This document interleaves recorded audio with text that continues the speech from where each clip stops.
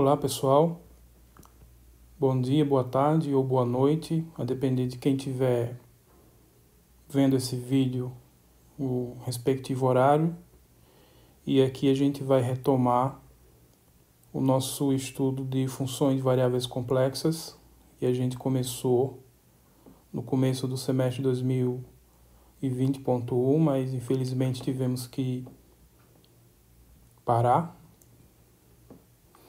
E aqui é o primeiro dos vídeos de apoio aos estudos que vocês vão ter que fazer dessa forma remota de ensino e aprendizagem. E o que eu vou fazer nesse vídeo é dar uma ideia geral, uma visão panorâmica do que a gente vai estudar e do porquê que a gente vai ter que estudar isso, números complexos, funções de variáveis complexas, etc. A gente fez isso na primeira aula, no primeiro encontro que a gente teve, mas como faz muito tempo, é muito provável que quem foi para essa primeira aula já esqueceu, e também com certeza alguns não foram, e com certeza tem alunos novos que não tiveram essa oportunidade de ver essa primeira aula. Então eu começo falando um pouco sobre a ementa do curso.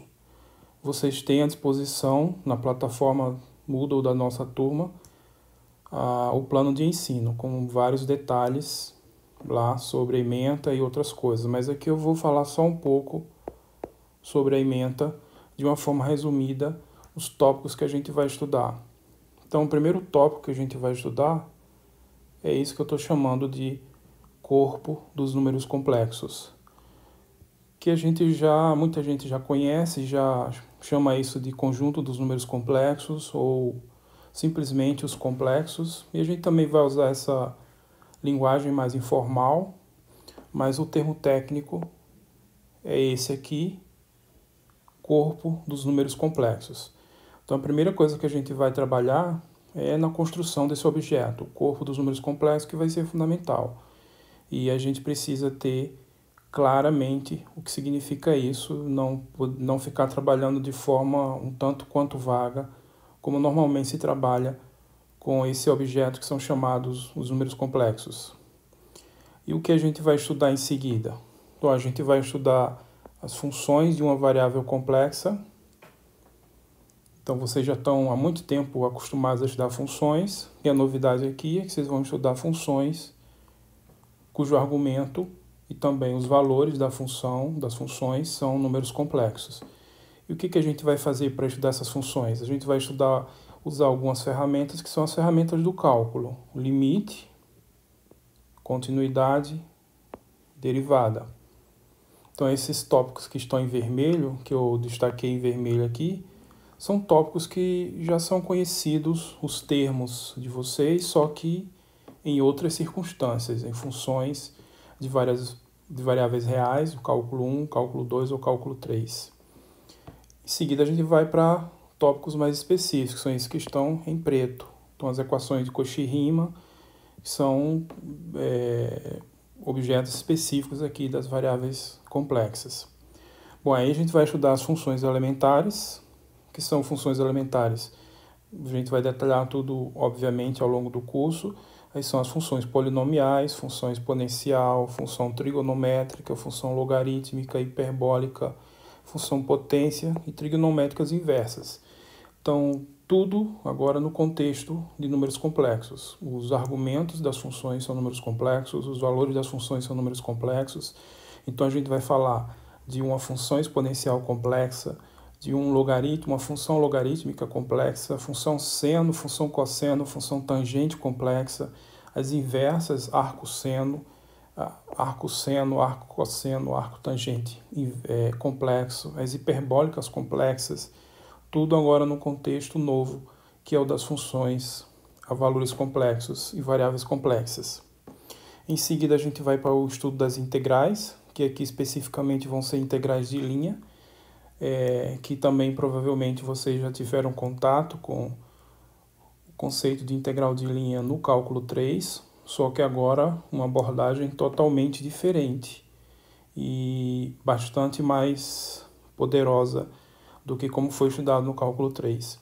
E aí vamos estudar termos específicos, como por exemplo, teorema de Cauchy, fórmula integral de Cauchy, como que ficam as derivadas de ordem superior, então derivada de ordem 1, 2, 3, etc. E outros teoremas importantes, como o teorema de Moreira, teorema do módulo máximo, teorema de Liouville. E a gente vai ver uma coisa muito interessante. Esse aqui é o teorema fundamental da álgebra, que alguns talvez já conheçam do ensino médio.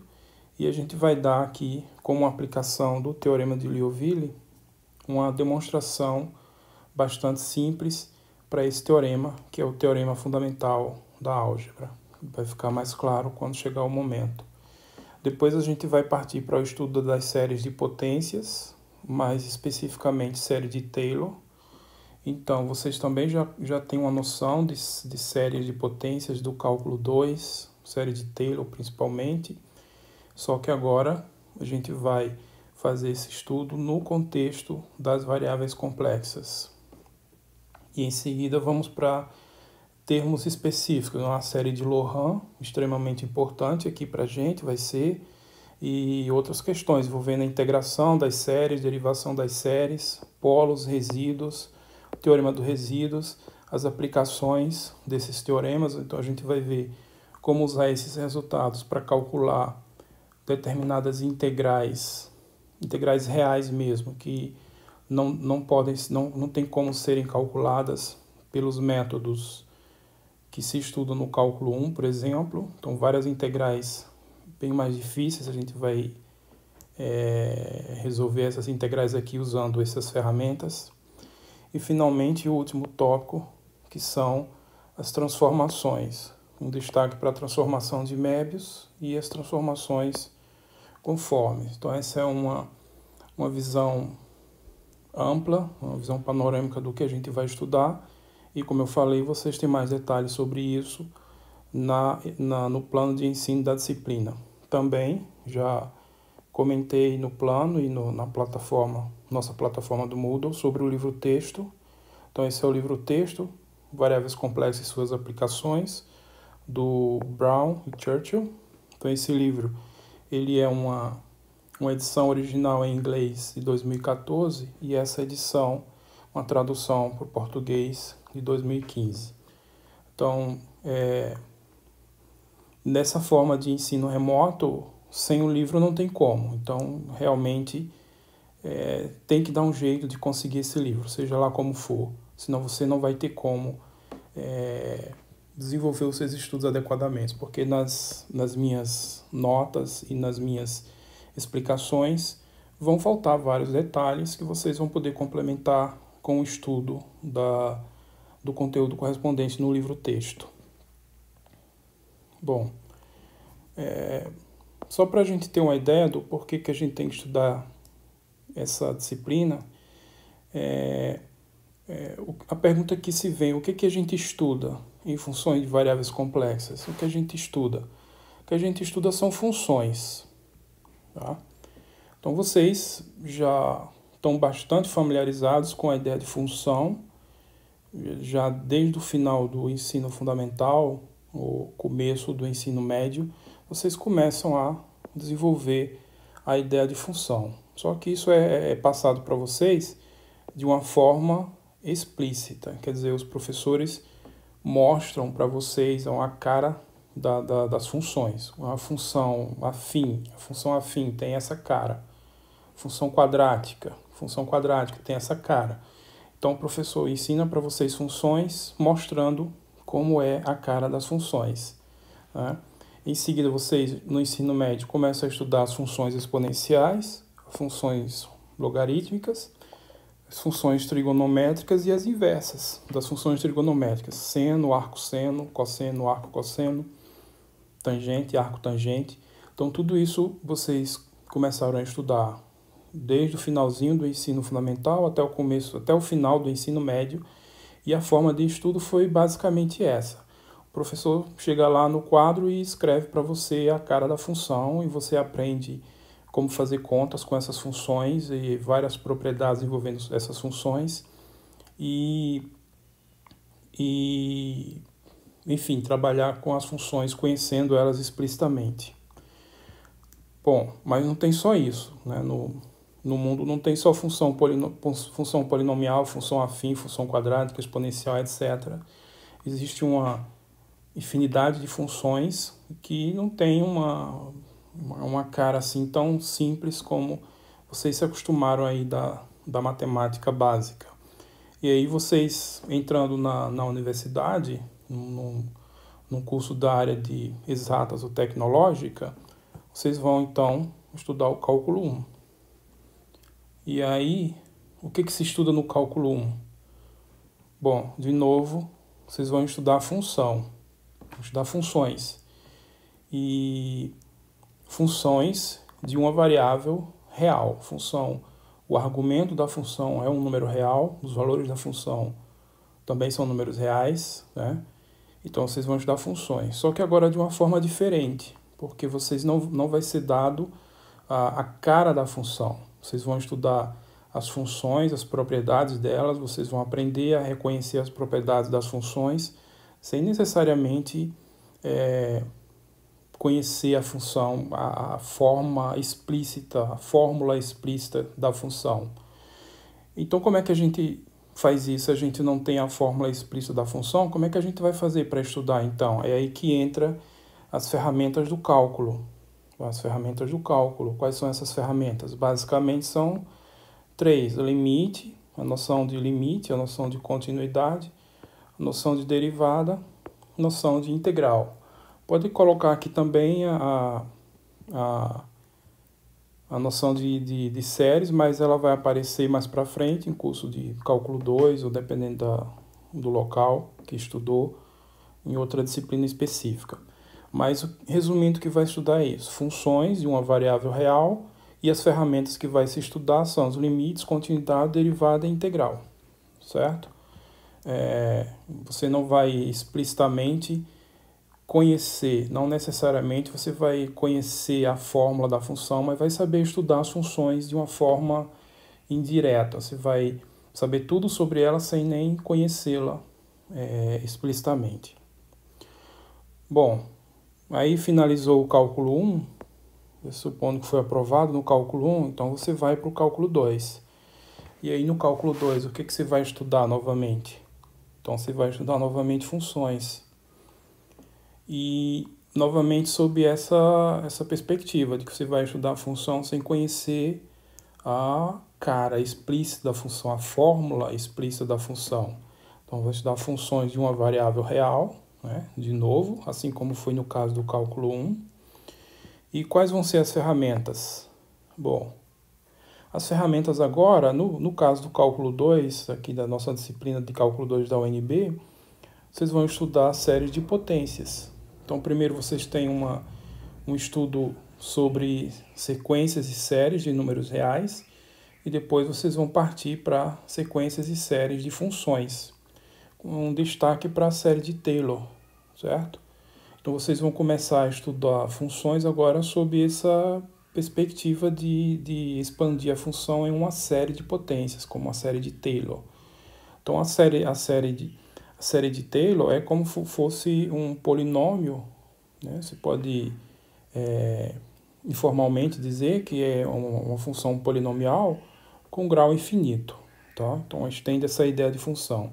E outra coisa que se estuda em cálculo 2 é uma introduçãozinha ao estudo das equações diferenciais ordinárias, que novamente trata-se de estudo de funções. Então você não conhece explicitamente a função, mas você sabe uma lei que governa o comportamento da função, que é dada por uma EDO.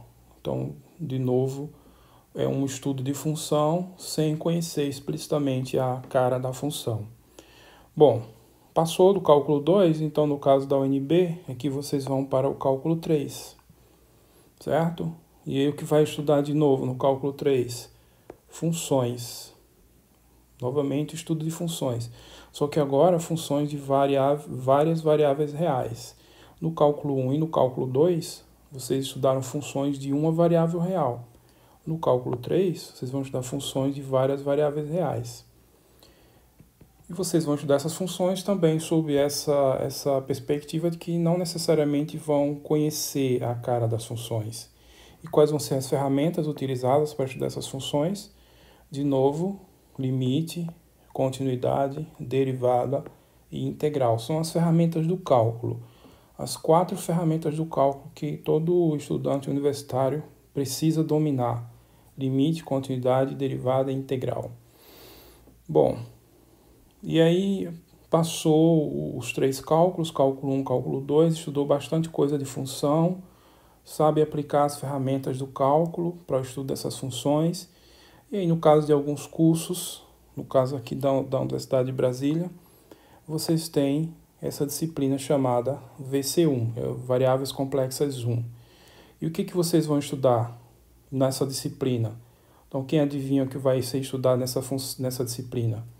De novo, vai ser estudado aqui, ó, função. Vão ser estudadas funções. Só que agora, função de uma variável complexa. Os argumentos agora vão ser números complexos e os valores das funções também vão ser números complexos. E quais vão ser as ferramentas para se estudar essas funções? As ferramentas do cálculo: limite, continuidade, derivada, integral e séries de potências.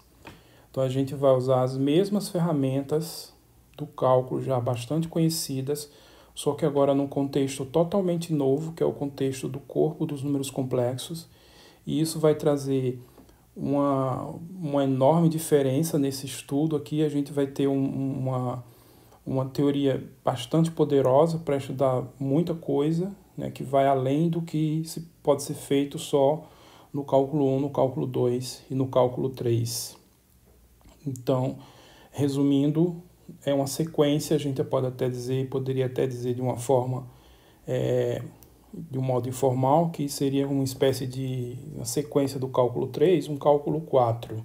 Mas o assunto tem muito mais importância, independentemente disso, o conteúdo de variáveis complexas tem muita importância em matemática e nas aplicações. Por isso que a gente não fala simplesmente um cálculo 4 ou um cálculo 5, nada disso, e sim um nome específico para ela, por se tratar de um assunto de muito mais relevância. Bom, esses itens que estão destacados em vermelho, vocês devem ter prestado atenção, são itens que vocês estudaram desde o ensino médio, ensino fundamental, funções, limite, derivada, etc., e que vão ser estudados aqui novamente, tá? Então, são os termos em comuns. Então, e para isso, como é que a gente vai fazer isso? A gente vai aqui precisar, fundamentalmente, da estrutura do corpo dos números complexos, que eu vou detalhar em videoaulas seguintes. Então, por que a gente precisa disso? Então, vamos retomar aqui a noção de derivada que a gente tem no cálculo 1. Então, como que é definida a derivada de uma função num ponto x? Bom, a f' de x, por definição, é esse limite aqui. O limite quando ΔX tende a zero, fx mais ΔX menos f de x sobre ΔX. Eu não vou, obviamente, detalhar nada sobre isso, porque já é bastante conhecido desde o cálculo 1, e vocês já estão bem familiarizados com isso. Então, a gente tem essa noção que é a definição de derivada do cálculo 1. No cálculo 3, no caso do cálculo 3, eu vou focar aqui em funções de 2 variáveis apenas, mas lembrem-se que no cálculo 3 vocês estudam funções de várias variáveis, 2 variáveis, 3 variáveis ou até mais variáveis, mas para o meu contexto aqui das variáveis complexas, eu vou restringir a 2 variáveis, funções de 2 variáveis f de x e y, certo? E aí, como que se dá a noção de derivada lá no cálculo 3? Bom, vocês devem lembrar que no cálculo 3 vocês têm várias derivadas. Vocês têm as derivadas parciais, então a derivada da função em relação a x, que por definição é esse limite. Perceba que é uma definição muito parecida com a do cálculo 1, que está aqui no cálculo 1. O coeficiente de Newton e fazer esse limite. Aqui também é um coeficiente de Newton e isso faz esse limite, desde que você mantenha a segunda variável fixa e você varia apenas a primeira variável. Então isso vai dar a derivada parcial em relação a x no ponto xy. Analogamente, a derivada parcial em relação a y no ponto xy. Agora você deixa fixado a variável x e varia apenas a segunda variável, a variável y. Então aqui agora é ΔY tendendo a zero. E vocês têm também as derivadas direcionais. Então quando você tem um vetor, vou chamar aqui um vetor U dado por coordenadas AB, esse vetorzinho aqui destacado em vermelho, é um vetor U que está indicando a direção em que você vai tomar aí o estudo da função. E aí você faz um acréscimo h x mais h vezes a, y mais h vezes b, então é o ponto x, mais um incremento que você deu aqui no vetor que está indicando a direção. E aí agora você vai fazer as duas variáveis, tanto a x quanto a y, né, variando, só que de acordo com essa direção. Então, o h vezes a componente a do vetor u e o h vezes a componente b do vetor u. Faz esse quociente de Newton, faz esse limite aqui, isso vai te dar a derivada direcional na direção do vetor u.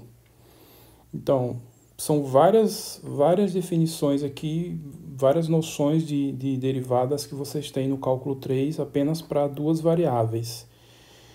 E vocês poderiam, então, perguntar como é que a gente faz para fazer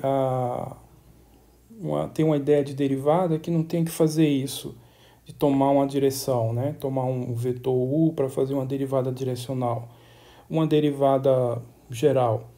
Bom, você tenderia a fazer isso daqui, certo? Você poderia fazer ingenuamente isso daqui, ó. Mas aí observa o que você está fazendo. Você está pegando, variando na direção do vetor x com ΔX, variando na direção, né, da componente y com ΔY. Você fez a variação das duas componentes e aí você vai considerar essas duas variações. E aí você fez ingenuamente isso daqui. Só que isso daqui não faz sentido porque você está de fato dividindo por um ponto ou por um vetor. Pode melhor falar dividindo por um vetor. Só como é que a gente faz para dividir por vetor? Como é que a gente faz isso?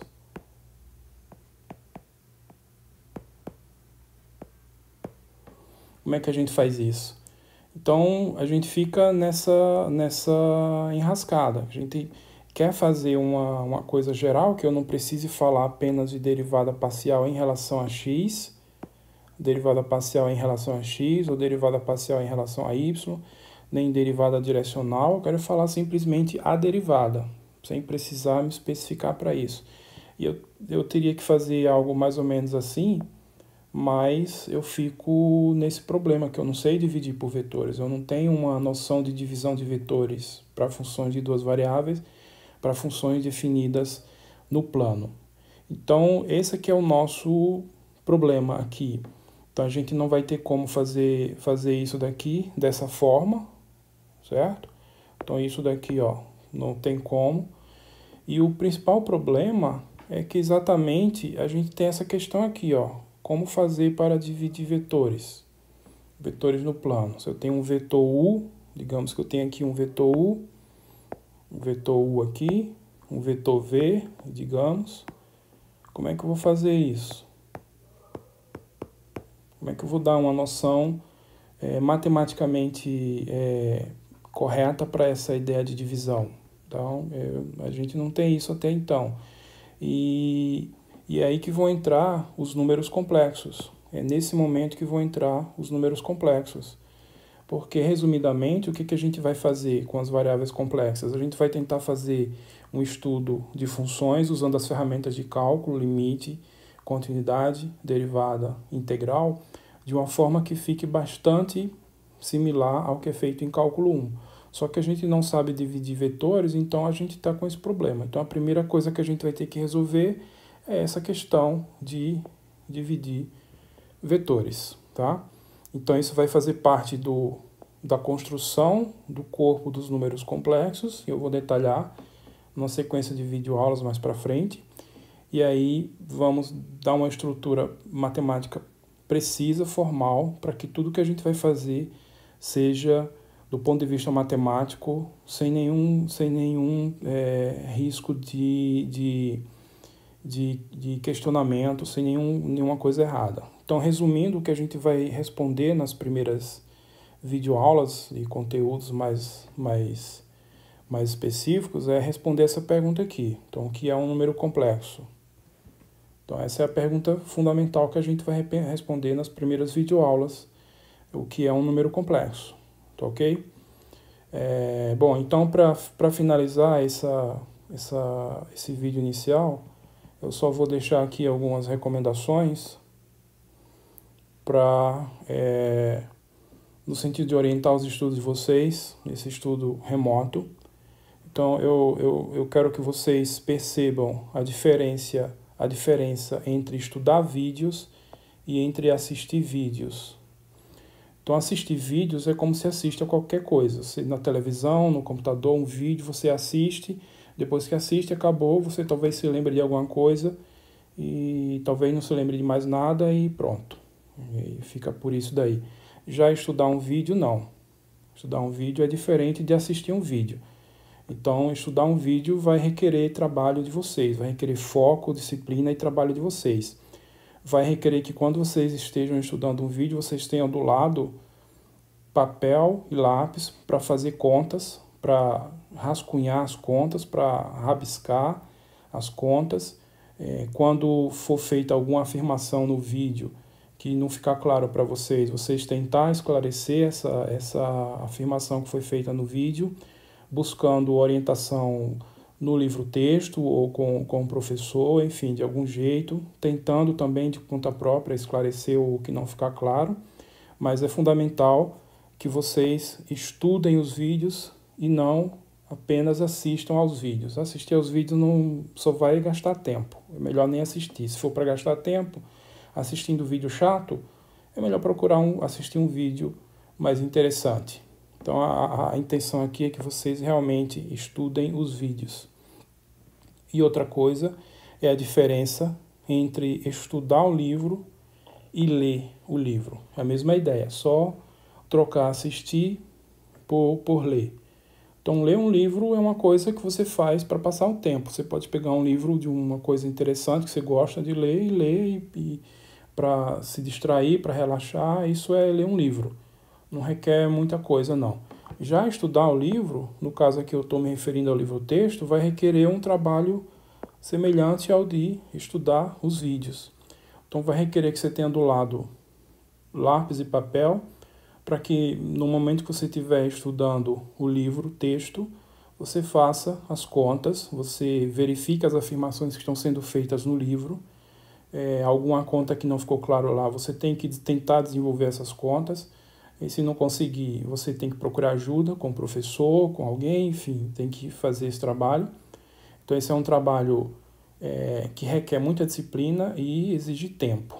Tem que ser feito aos poucos, se possível, um pouquinho que seja por dia, 1 hora por dia, o tempo que for possível, mas tem que ser feito, se possível, diariamente. Então, se deixar para acumular para um período só, não vai ajudar muito não, porque a sua mente precisa também de um tempo para assimilar esses conceitos. Se você saturar muito ela com muitas horas seguidas de estudo, sua mente não vai conseguir assimilar esses conceitos que você está estudando, tá ok?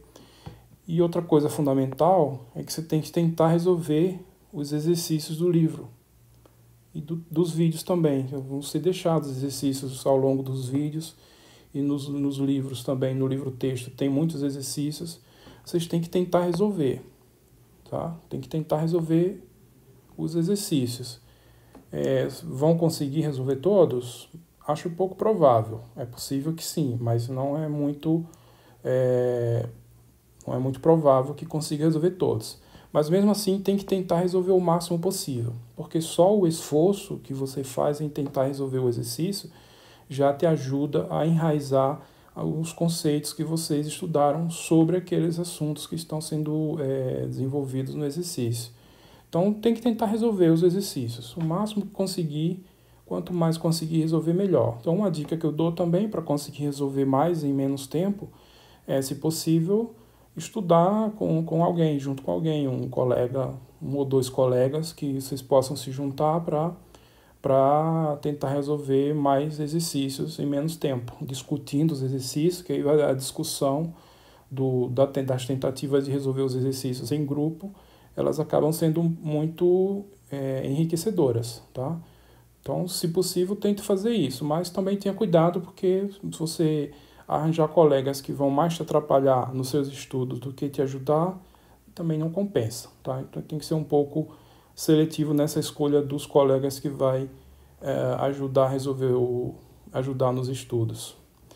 Bom, por enquanto é só isso e nos próximos vídeos eu vou detalhar mais coisas, conteúdos mais específicos, desenvolver os conteúdos.